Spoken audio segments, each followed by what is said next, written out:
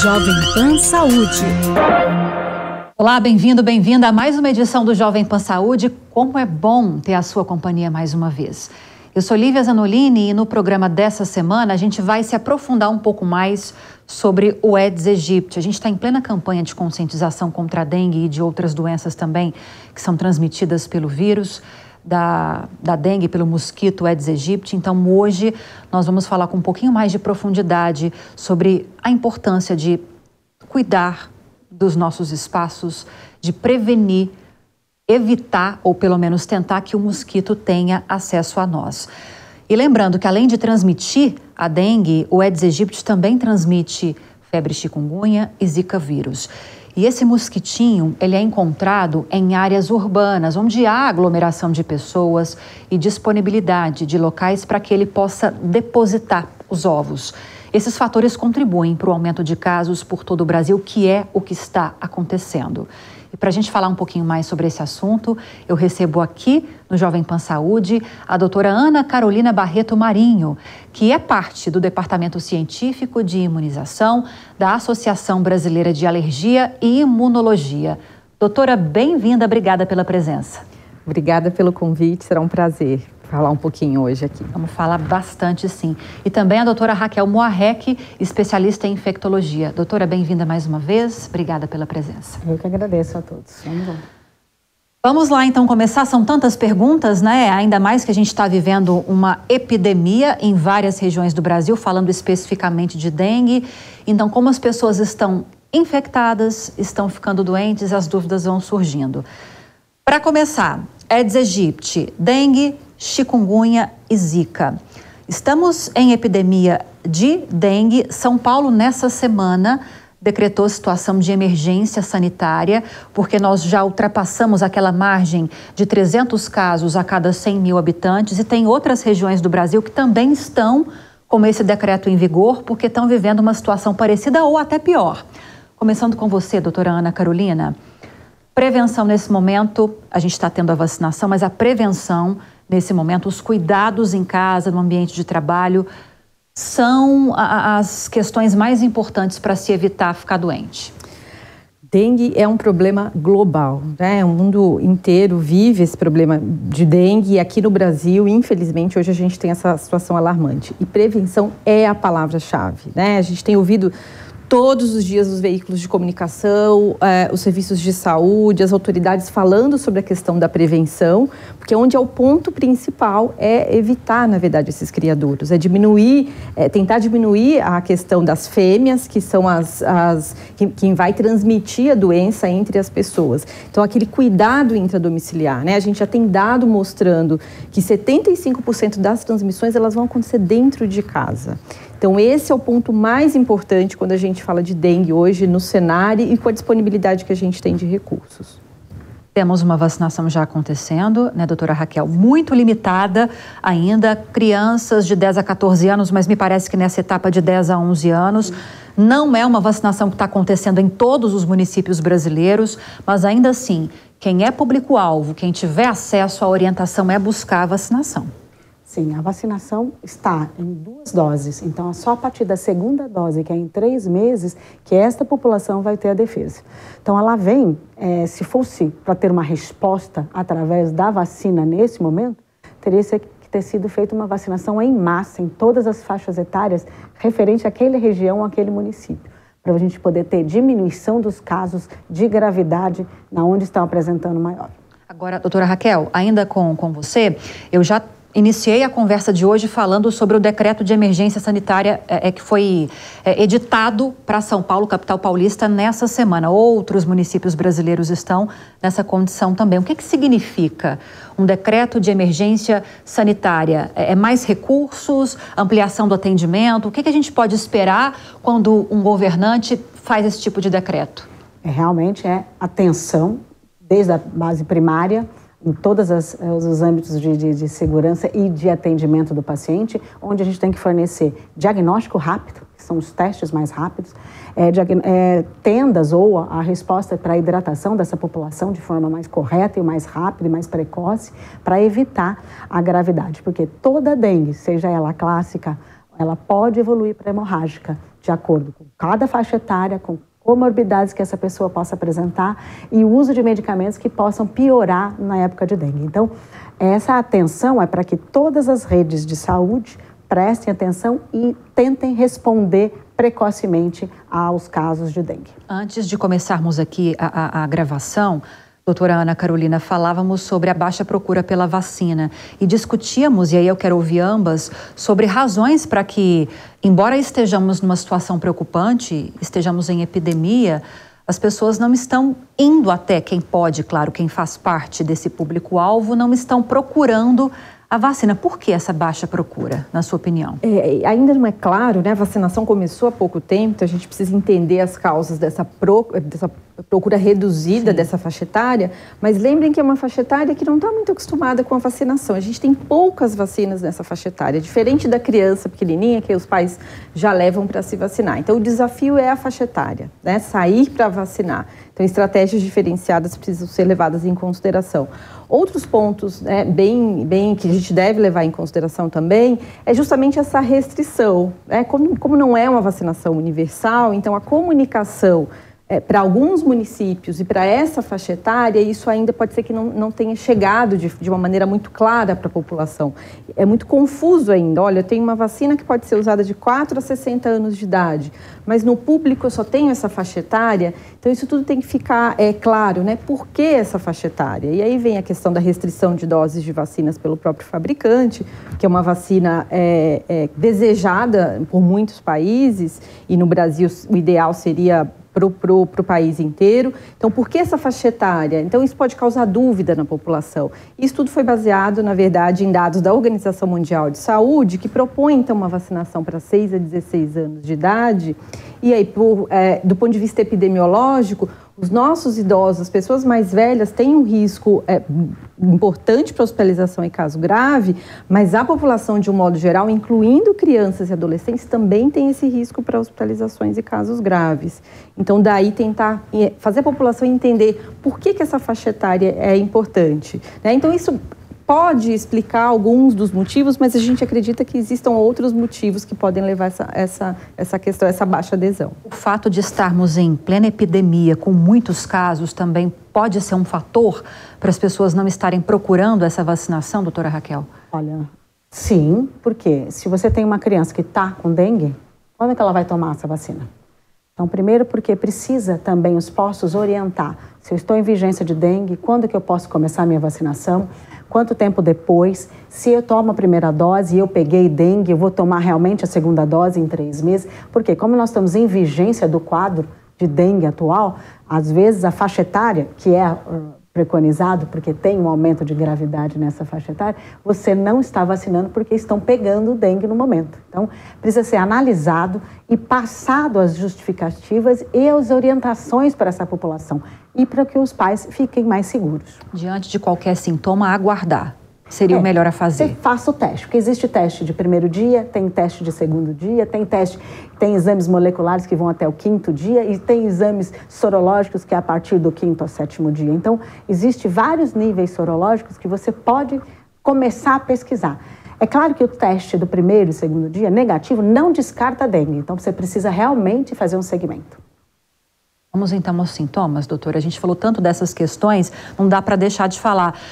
Muita gente anda falando sobre isso, nós aqui na Jovem Pan News estamos em campanha, como eu disse, falando, reforçando os sintomas. Vamos começar com a dengue, para deixar ainda mais claro. O que pode levar um paciente a achar que pode estar com dengue? Quais são os sintomas? Os principais sintomas relacionados à dengue, aquela dor no corpo muito intensa, então uma dor muscular, uma febre que pode passar de 38 graus, aquela dor atrás dos olhos, né? Todo mundo fala bastante desses sintomas. A pessoa pode ter náusea, pode ficar enjoada e pode aparecer manchas na pele, né? Depois de alguns dias aí. Esses são os sintomas mais clássicos da dengue, que é o que a maioria da população vai ter, que às vezes vai se confundir um pouquinho com as outras. Aí é um problema, né? Exatamente. Porque como diferenciar para Zika e chikungunya, por exemplo, né? Porque no começo é tudo muito parecido. Então, lembrando que a Zika geralmente costuma dar um quadro um pouco mais leve, uma febre mais baixa, as pessoas confundem até com sintomas de alergia. porque costuma dar bastante lesão na pele, coceira e olho avermelhado. Mas os sintomas, eles vão passar mais rápido. Aí a gente chama a atenção da zika no caso das gestantes, né? E aquele grande problema relacionado com a microcefalia. Sim. E a chikungunya também, eu posso ter febre, dor no corpo, mas a dor nas juntas, a dor nas articulações é o que marca mais os sintomas da chikungunya, que são mais persistentes. Então, a pessoa pode ficar com dor nas articulações por semanas depois de um quadro como chikungunya. E zika e chikungunya, da população geral, tendem a evoluir com menor gravidade. Então, a dengue é o mais preocupante dos quadros. Exatamente, porque aí depois vem aquele risco que são sinais de alarme, né? Como eu sei que a dengue está evoluindo mal, e aí por isso a atenção de procurar serviços de saúde, dessa assistência, ela tem que ser fundamental nesse momento para alertar a população. Quando eu estou em risco, né? E aí só com essa orientação dos serviços. Quando eu estou em risco? Dor abdominal, geralmente os sintomas vão se agravar quando passa o período da febre. Então a pessoa fala, passou a febre, eu vou ficar bem? Não necessariamente. Dor abdominal muito intensa, às vezes confusão mental, risco de sangramento na gengiva, e aí prestar atenção bastante nos idosos e nas crianças, porque às vezes pode ter alteração do nível de consciência, ficar um pouco mais confuso ou sonolento, e aí com os casos mais graves, a queda da pressão arterial, e a pessoa pode evoluir para choque e aí, infelizmente, para óbito. Então, esses são sinais de que está indo mal, e aí precisa redobrar a atenção e assistência à saúde.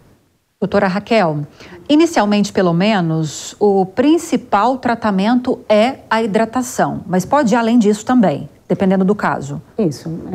Ideal, primeiro tem pessoas que possam não sentir, né? Você viu que depois de alguns dias... Os assintomáticos, né? Os assintomáticos que ficam. É claro que sempre é febre alta, súbita, sempre. Dengue, não existe dengue sem quadro febril súbito. E sempre sobe e vai até mais que 39. A dor muscular, que a pessoa não consegue abrir uma garrafa de água, de tanto dor muscular. O tratamento é expansão volêmica, é hidratação. A pessoa acha que o normal é 2 litros. Se você está com dengue, ele tem que passar mais de 2 litros, tem que passar mais de 3, 4. Se você não consegue ingerir, porque você está com náusea e você começou a ter dor, você tem que procurar assistência para poder fazer a expansão volêmica endovenosa.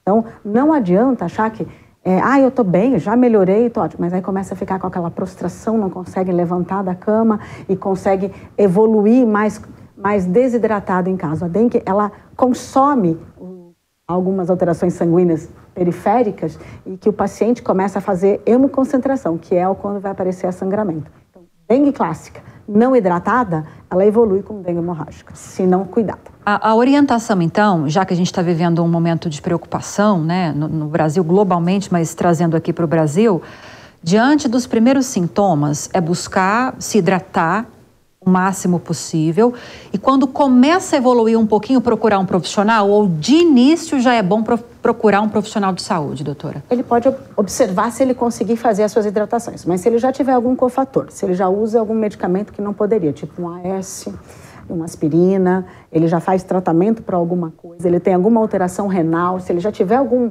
fator de risco maior, ele tem que procurar assistência, porque ele tem que ser avaliado. Porque se é uma paciente que precisa hidratar como precisa, dengue, eu tenho vários casos assim, e que ele tem insuficiência renal e que ele não vai urinar de forma correta, então esse caso é um pouco mais grave. Como é que você hidrata uma pessoa e que ele não tem a sua urina para a gente fazer um controle que ele está urinando e se está hidratando? Então são casos de gravidade já por si só por ter o caso de dengue.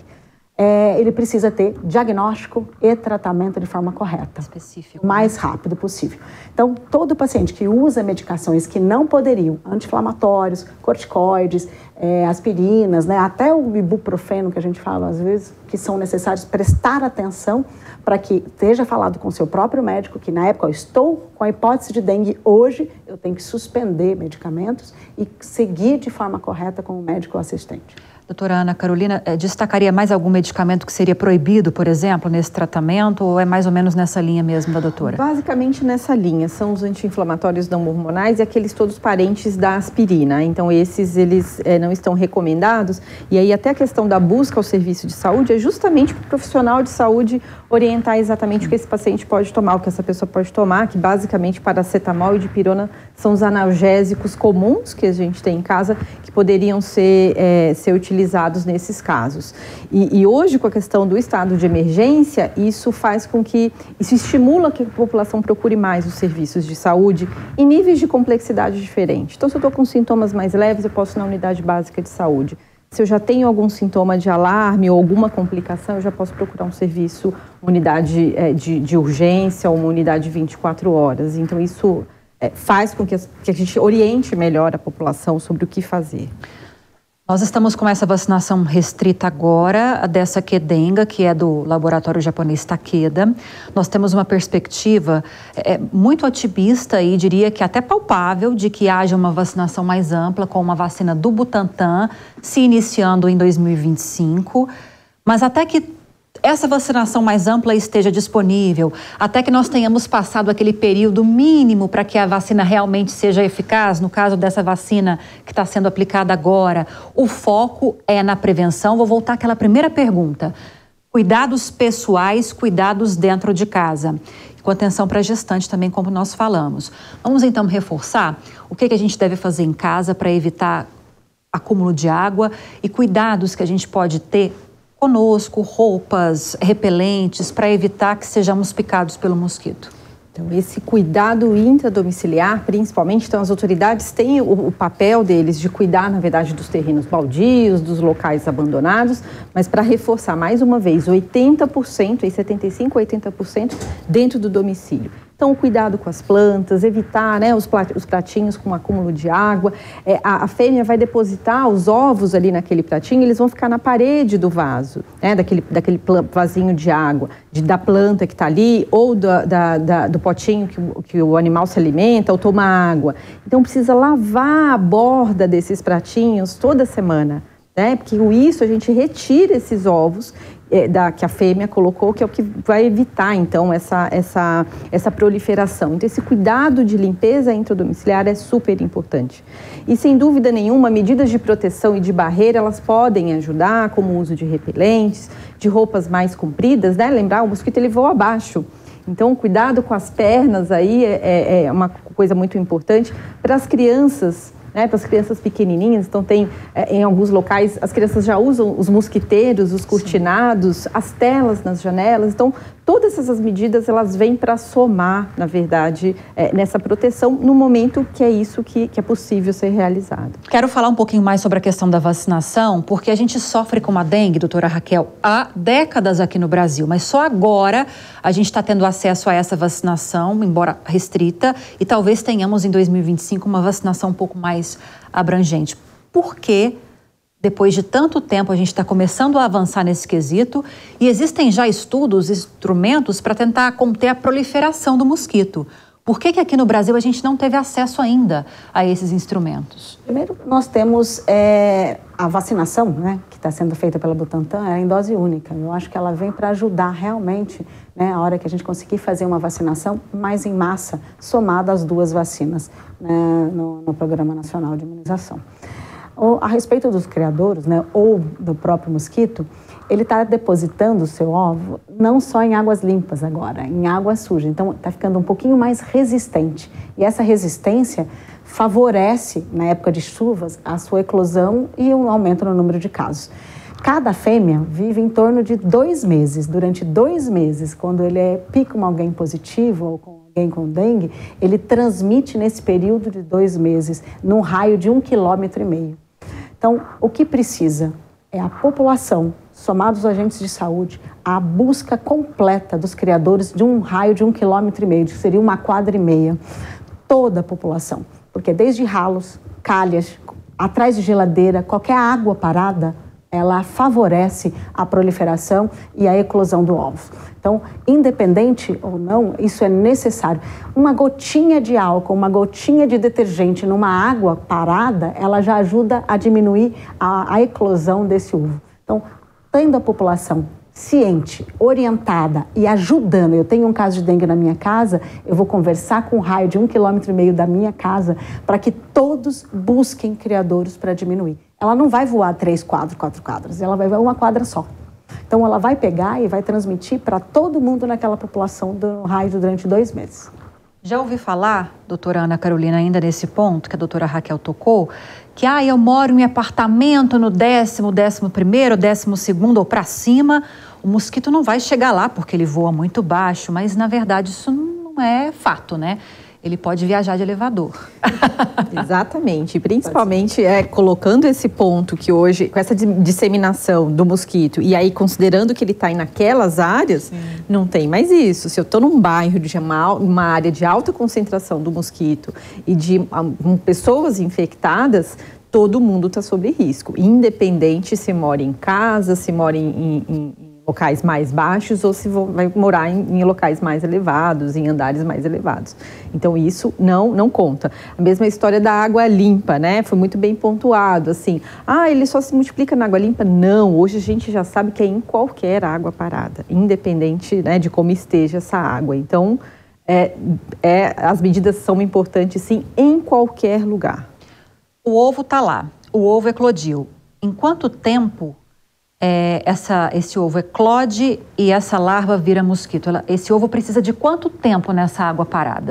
Em média, aí, esse ovo vai eclodir, essas larvas, em torno de 10 dias, mais ou menos. Então tem que ficar 10 dias com a água paradinha lá, sem limpar, sem tirar. Exato. E aí, por isso, muito tempo, né? E aí, por isso que as prefeituras estão estimulando que as pessoas parem pelo menos uma vez por semana para dar uma olhada como é que está a sua situação dentro de casa, porque você está fazendo isso antes desse período, né? Desse período aí do ciclo de vida aí desse ovo eclodir e virar larva. Então, alguns minutinhos por semana para olhar, para ter esse cuidado da limpeza, isso já vai ser importante. A gente está caminhando para os 5 minutinhos finais e é um assunto tão amplo, tem tantas perguntas, mas queria destacar nesse finalzinho o que é mais importante para quem está acompanhando a gente.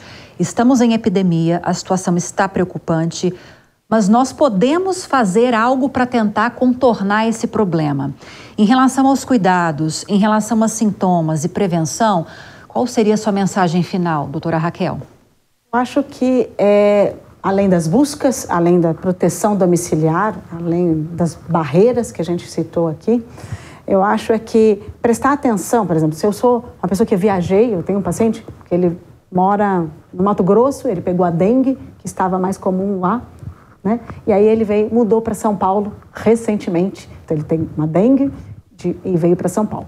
A dengue mais lá, normalmente é 2. Aqui a gente está evoluindo, às vezes, com outro subtipo. Então, a chance dessa pessoa pegar uma dengue hemorrágica ou com exacerbação de gravidade maior, então, prestar atenção. Quem já teve dengue, fazer os cuidados maiores, porque ele pode estar sensibilizado para ter uma resposta de gravidade maior. Então, isso é o prestar atenção. E mais importante, é indicado vacinação, não só da rede básica. Essa vacinação tem rede privada. Então, a rede privada, a pessoa que conseguir vacinar, ela, por favor... Está vacinando ainda, doutora? Desculpa te cortar, porque parece que eles tinham parado para atender o Ministério da Saúde, né, de oferecer. Diminuiu a quantidade. Mas tem pessoas que vacinaram até janeiro. Sim. E que eu tenho pacientes que vacinaram até recentemente. E quando vacina, ele tem garantida a sua segunda dose. Ah, sim, para não perder a primeira, né? Para não poder tem um prazo perder a dose. Isso. De 3 meses para tomar a segunda dose. Então, prestar atenção. Mais importante é quem já teve dengue ou dengue recente e que, como nós estamos circulando os 4 subtipos e nós somos um país globalizado do ir e vir, então leva a maior gravidade e a possibilidade de pegar outra dengue logo em seguida. Então, essa é a indicação de prestar atenção dentro de casa, se cuidar ao máximo e tentar testar, né? Se tiver alguma chance de ter febre alta, súbita, corre para poder dar um diagnóstico mais preciso. Mesmo porque a gente não está vivendo um momento com maior número de casos. Parece que a gente ainda vai ter um pico mais alto da doença, né, doutora? Exatamente. Existe uma expectativa ruim que março ainda, né, até o final de março, a gente tem ainda um aumento mais importante ainda do que a gente está vivendo agora. Se a gente acelerar os cuidados agora, a gente pode evitar que isso aconteça ou já estamos condenados a chegar a esse pico mais alto? Infelizmente, são muitas medidas necessárias, a gente depende muito da cooperação e do apoio da sociedade, da comunidade para esse controle também. É difícil, né, não prever esse cenário ruim que vai acontecer ainda com o aumento do número de casos. Mas essa cooperação entre a sociedade, os serviços públicos, né, os órgãos públicos, o governo, no sentido de combate ao vetor, dessa prevenção, que a gente tenha acesso ao serviço de saúde quando for necessário, e aí quem puder, a questão da imunização, então são pilares importantes para esse combate agora, né? Então eu acho que o mais importante é a cooperação. Eu acho que os veículos de comunicação vêm fazendo isso de uma maneira muito importante, muito significativa, principalmente para veicular informação de qualidade, informação que realmente a população vai ter um acesso correto disso, né? Vamos terminar essa entrevista de uma forma um pouco mais leve. As perspectivas para os próximos anos são melhores, levando-se em consideração que a gente já iniciou um processo de vacinação, podemos ampliar essa vacinação a partir do ano que vem, as tecnologias e avanços científicos vão ganhando cada vez mais espaço, podemos esperar uma situação mais controlada nos próximos anos ou não necessariamente? Nós aprendemos bastante, né? Nós aprendemos, a medicina evoluiu bastante, o trabalho em comunidade, em cooperação, trouxe para a gente avanços muito grandes. Então, a vacina da dengue ela é estudada há muito tempo. E agora a gente tem uma perspectiva de, em pouco tempo, termos 2 vacinas no Brasil. Então, eu acho que o cenário futuro, a gente está passando por toda essa dificuldade agora, mas o cenário futuro ele pode ser muito mais favorável, né? Eu sou otimista. É otimista também, doutora, para a gente fechar? Como é que a gente trabalha em saúde se a gente não for otimista para que a gente evolua com melhor qualidade de vida? Eu acho que qualquer vacinação ela vem para ajudar, mas eu preciso e reforço, é vacinação para todos, não para uma gama pequena de população. Então, eu sei que a população brasileira é imensa, ela é grande, maior possível, mas a necessidade da vacinação para todos. E que eu acho que isso, somado à atenção e à conscientização de tudo em relação aos vetores, né, porque é um arbovírus aí, que não dá só uma doença, né, dão várias. Então, eu acho que a gente prestando atenção, tendo todas as medidas na mão, nós vamos ter uma perspectiva de anos melhores. Perfeito. Nós conversamos hoje com a doutora Ana Carolina Barreto Marinho, membro do Departamento Científico de Imunização da Associação Brasileira de Alergia e Imunologia. Doutora, muito bom tê-la aqui. Obrigada pela entrevista. Eu que agradeço a oportunidade. Sigamos. Sigamos. Também doutora Raquel Moarec, especialista em infectologia, que sempre nos acode também nesses assuntos. Obrigada mais uma vez, doutora. Eu que agradeço, Lívia. Obrigada a todos. E a você que esteve conosco, muito obrigada pela audiência e pela companhia. Nós ficamos por aqui. Espero que você tenha gostado e compreendido o programa de hoje. Lembrando que se você tiver alguma dúvida, quiser sugerir algum tema para a gente, é só enviar um e-mail, saude@jovempan.com.br, e para rever essa e outras entrevistas é só acessar o canal Jovem Pan News e também o aplicativo da Panflix para Android e iOS. Um grande abraço para você e até a próxima. Jovem Pan Saúde. Realização Jovem Pan News.